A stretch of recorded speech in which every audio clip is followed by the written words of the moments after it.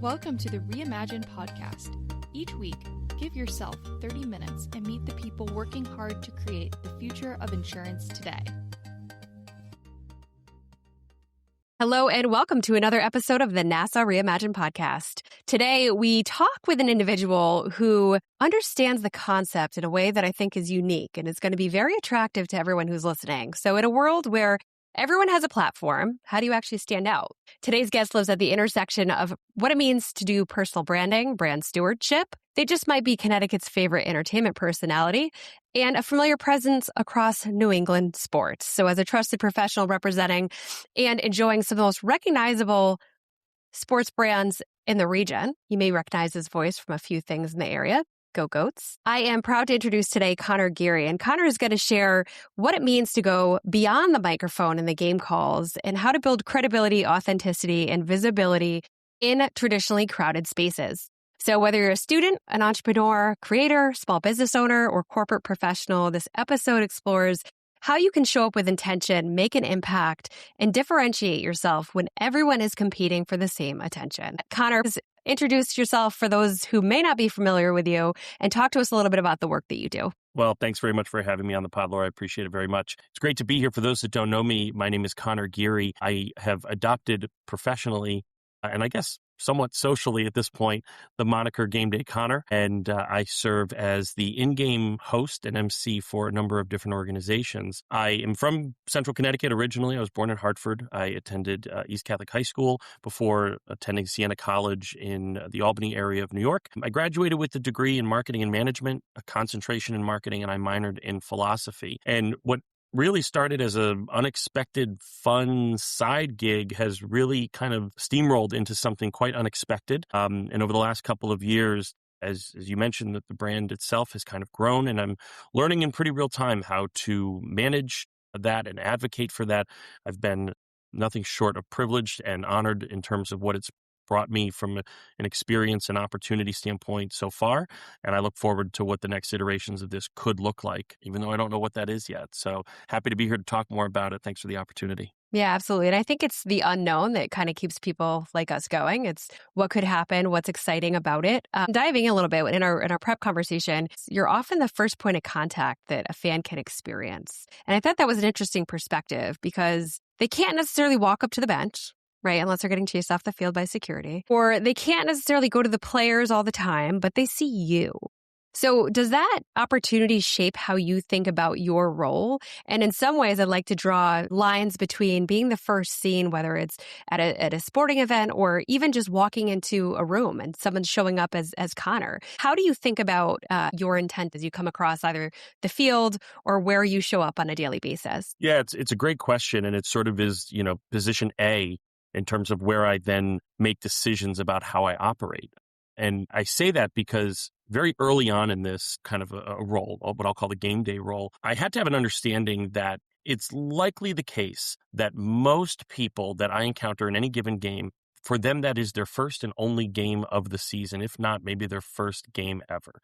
Now, as time has gone on, obviously, statistically, I'll see more people, and a lot of them would have seen me at multiple things. But starting from that sort of understanding informs me to the extent that it is my job to give them the best possible fan experience in any way that I can. That I need to be a value add for the sports or entertainment dollar, and I cannot detract from the core game being played on the field that someone has a ticket for. It's my job to enhance that, make the game more fun, more memorable, more positive, more energetic. And there are certain very specific responsibilities that come along with that with regards to activations and partnerships and sponsorships and things that I'm largely tasked with helping to execute. But in terms of being in a venue where you have thousands or tens of thousands of fans who are there to all kind of share in this experience, I need to balance between not being a distraction or a detraction, and in fact, the opposite being an enhancement. And I think there are plenty of fans that have been to places that will tell you that, maybe this role doesn't do that it is a little, trickier than people may realize to strike that balance, and doing it in various kinds of venues, indoor venues, outdoor venues, larger, smaller, ones where I am familiar with fan bases and ones where fan bases are totally new to me. In terms of, kind of the nuance of walking into a room And what that means as well, too, it's funny, right around Thanksgiving, I shouldn't admit this, I guess, my 20-year high school reunion, tragically. And there were a lot of people that I hadn't seen in years, friends of mine and people that I spent almost every waking hour of my days with when I was younger, that it's been 2 decades since I've seen them again. And for some of them, they've, kind of seen some of the experiences that I've had and followed along. And so it really was kind of a stark opportunity for me to recognize that the brand, in some ways inextricably so, are tethered to my identity or my personality. And there are some realities to that, I've kind of had to become aware of and conscious of and strike a balance between how I want to be perceived and known, and also ways in which I don't control how I'm perceived and known, but I've kind of put myself out there in that way. So it's a great point that you make, and one that, kind of as the role has become a little bit larger, I've had to be very aware of the enhanced nuances on those different elements. Yeah, and it's interesting you mentioned that, right? Because I was speaking with a colleague earlier today, and they said, "Oh, I see you everywhere. You're all over my feed. You're everywhere, and you show up on all these places. How do you do it?"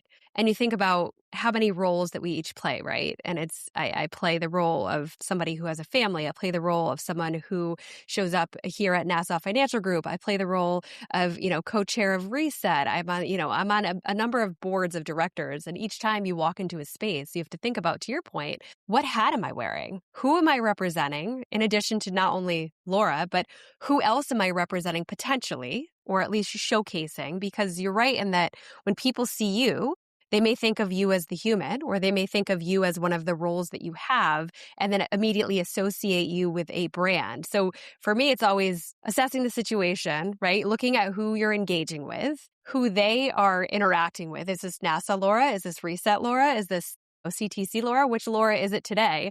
And then wearing that right hat to answer them back. So for me, that's been an interesting thing that you just learn as you go, right? And as you mentioned, we make changes and we figure things out in real time. But do you have a tip or two for people who might be new to this space of navigating, where they may be showing up as their personal self, their professional self, and any other extracurricular self that they may have? How to keep it all straight for you? Yeah, my tip is to be authentic in each of those, because that allows for the way in which people perceive you, if you do have sort of an outward or a more public persona, to also feel aligned with who you are, sort of at your core, so that family or that more personal side of me.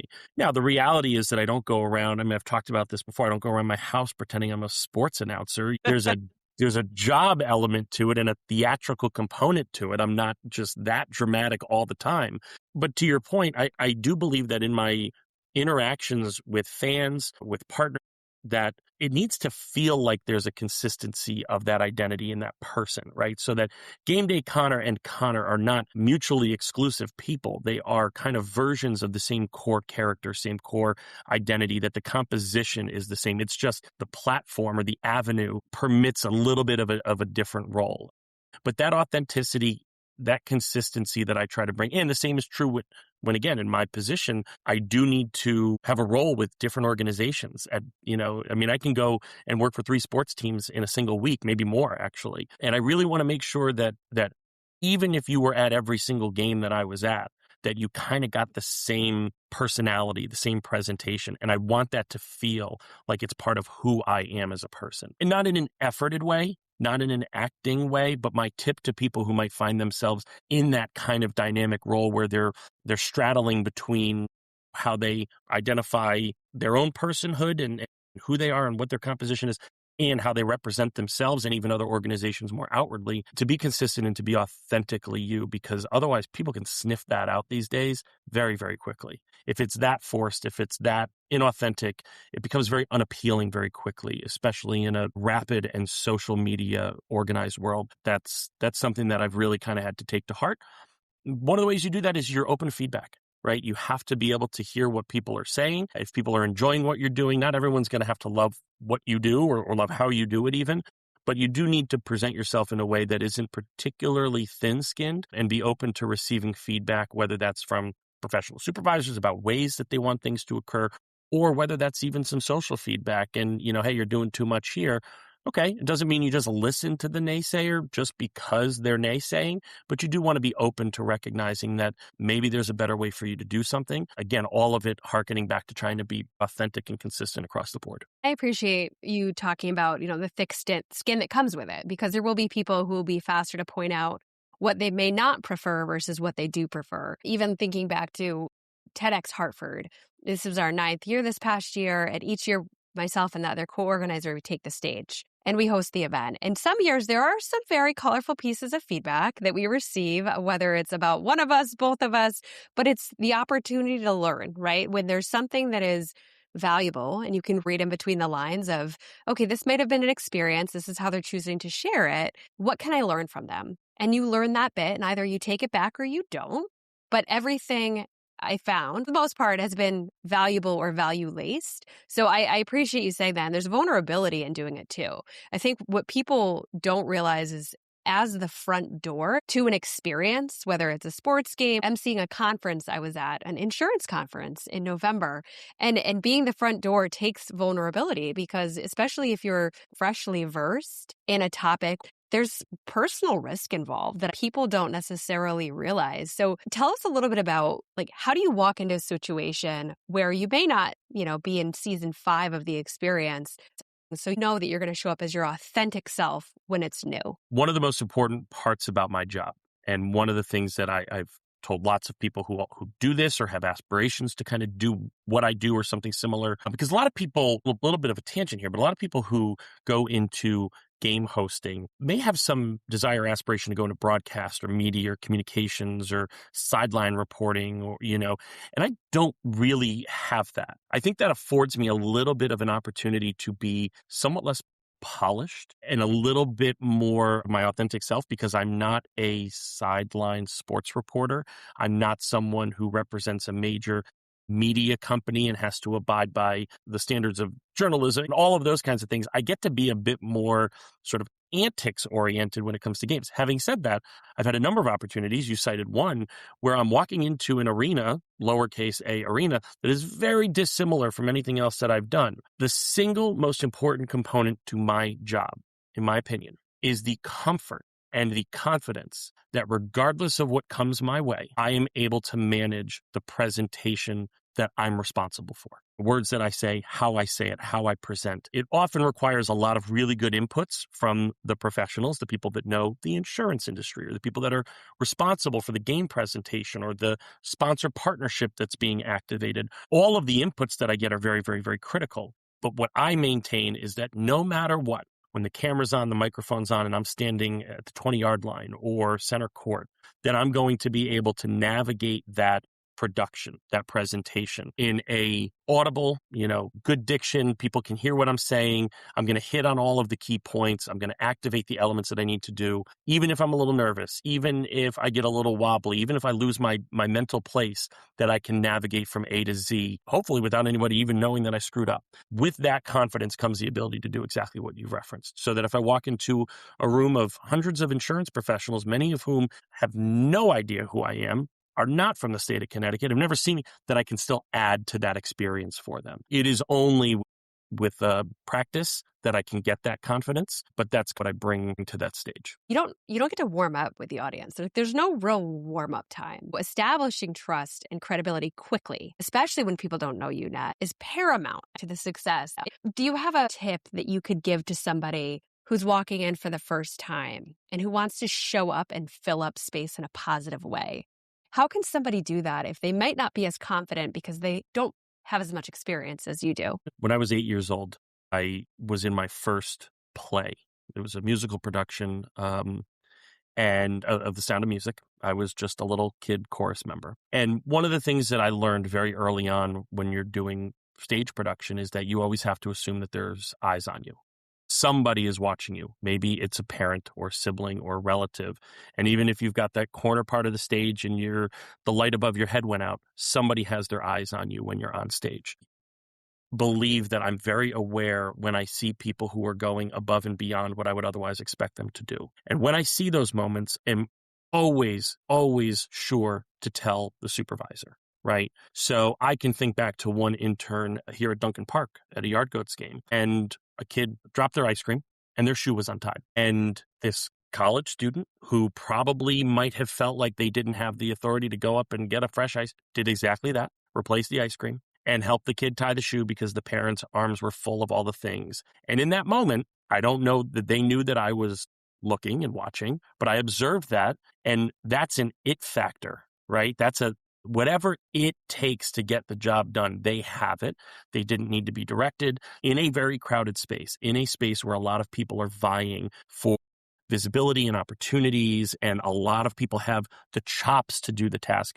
In my experience, that additional element of awareness, of the ability to just be the solution to the problem, no matter how small it is, that can go a very long way to being able to stand out. And that can be the difference between whether or not you get that additional look from a hiring manager or that recommendation from somebody who says, you know what, that's somebody that I can trust that if I'm in a pickle, they're going to help me out, no questions asked. And that in sports and in sports presentation, that goes a very, very, very long way. So that's one thing I would say. The other thing is you have to be very accessible. People have to know how to get in touch with you. I've tried to make it as easy as possible for people to get a hold of me. And that's one thing that I think has lent itself to some of the success and the experience that I've had, is that via website and social media and an email address and all of these kinds of things, that if people need to get a hold of me or have an opportunity, it's not very hard to do so. So make it easy for people to get a hold of you if you have what they need. Sometimes a DM gets buried, right? And if that's the only way that people have to get a hold of me and I don't see that social media message right away, maybe it doesn't happen. Or sometimes there's barriers up on who you can even message on social media. So be accessible, be memorable, and go that extra mile. I talk about this plenty. My sort of time in sports was a combination of coming from a hospitality restaurant background where I learned and really kind of not perfected per se, but really became experienced in walking up to total strangers, breaking down the barrier and talking to them about their experience, right?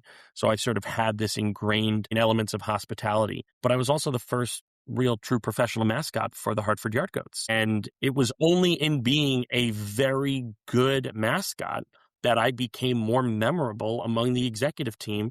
And when they did have a director level opening, I was someone that they looked at that they knew that they could count on and trust. Did I need to have other talents other than mascotting? Yes, of course I did. I needed to have a resume that went with it. But if I wasn't really good at being a part-time mascot, I probably wouldn't have gotten a second look from the organization, and I would not be sitting here having this conversation today. So be accessible, be memorable, be approachable, and I think more good things will happen for you. I love that tip. And you're making me think of a book that I read about a year and a half ago called Unreasonable Hospitality, and by Will Guidara, and it was absolutely worth the read. I'd recommend it. I'll put a link in the show notes, but it talks just about that. It's about picking up the ice cream cone that falls. It's about tying the shoe. It's about the power and details and what most people won't see, but being able to see and act on if acting is the right thing. It's powerful, it's influential, and it gets you remembered in so many ways. But one thing I want to touch on lightly is social media. And again, with our conversation we were kicking off today before we hit record, you're having some success right now with one of your social media posts.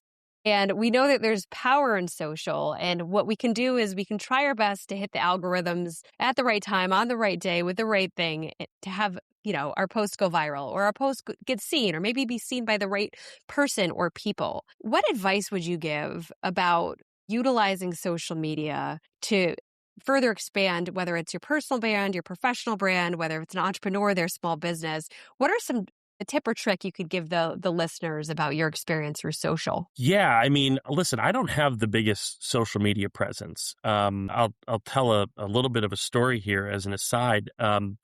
About a year and a half ago, I was at the Big E, and there was a very popular social media personality who's from Connecticut, and he goes by the name Jimmy Official. And, he does a lot of content. He's very prolific. And I was conscious of how prolific he was. And when I got a chance to meet him, I was a little like, oh, he's a social media star, right? Like he's very, very popular. A lot of people know who he is. And he and I walked, and we went to go get a Maine baked potato. We went from the Connecticut house to the Maine house. And as we were walking, I don't think he was particularly familiar with who I was, but as we were walking at the Big E, for every person that stopped him and recognized him from social media, from his food reviews to some of his visits, there was somebody who stopped me and recognized me by face. And I think he was a little taken aback by that. And I remember him commenting, he said something kind of funny. He's like, oh, like, you get it. Like, you have it too. And I said, yeah. He said, I don't do social as well as I probably should for someone who tends to have a platform and a visibility. But what I lack in social media presence, I make up for in real presence. I've been in front of, quite literally at this point, millions of fans. I've just done a really poor job of marketing myself. In part, I think because I am the brand, but I also, as you sort of indicated earlier, brand stewardship for all of these other organizations who have their own branding. And I'm trusted with a microphone and with a presence to enhance their brand, certainly from a game day perspective. And I also recognize that I carry them with me in the grocery store and at the restaurant, as well.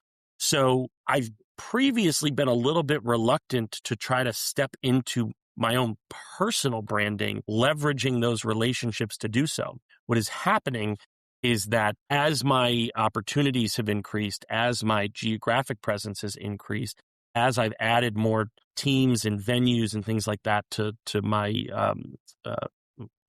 resume, that visibility has increased a little bit more organically. And so in real time, in the last 24 hours, I had posted a video to social media from my phone where the New England Patriots fans at Gillette Stadium during the divisional game against the Texans, Living on a Prayer by Bon Jovi was playing in the background. And I have this kind of panned video. As soon as the music cut out, all of the fans kept singing the refrain a cappella in the snow.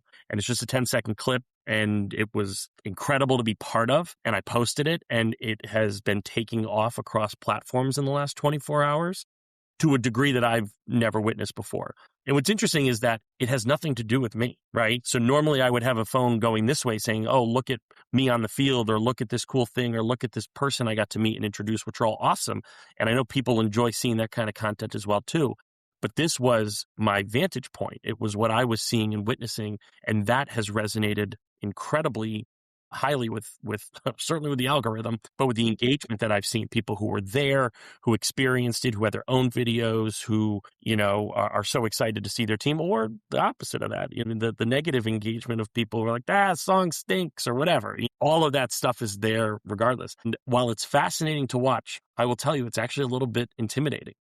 To feel, I've never had something on this scale, and it's like, oh, that's a lot more traffic. That's a lot more people that have seen pictures of my kids and, what I had at Valentine's dinner 3 years ago. And all of a sudden that inextricability between me personally and how people are perceiving my role in my experience is actually a little bit nerve-wracking to kind of see it on display like that.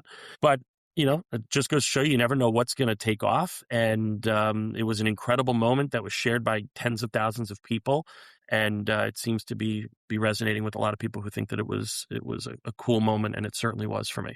That's awesome. Social media is pretty impressive. And I do echo the sentiment that while it is something that can get a lot of eyes, a lot of attention, it's also kind of scary sometimes. And it's interesting for people who have different personalities to utilize it. And to your point, you're opening up not just that one version of Conor or GameDayConor, it's all of Conor at that point. So it's just an interesting realization. And I think it goes back to the comments around being authentic, being vulnerable, having that thick skin, but then also having that positivity and creative hope that things are going to go in a great way. So as we get to the top of our episode today, I want to thank you again. We touched on a few areas and a lot of core topics, but to me, it's a reminder that standing out isn't necessarily about being everywhere, about being intentional. And visibility may gain attention, but it's trust that is earned and will continue to earn opportunities. And the trust that's built through not only how you show up, but how you treat people, that ice cream cone, that shoe tie,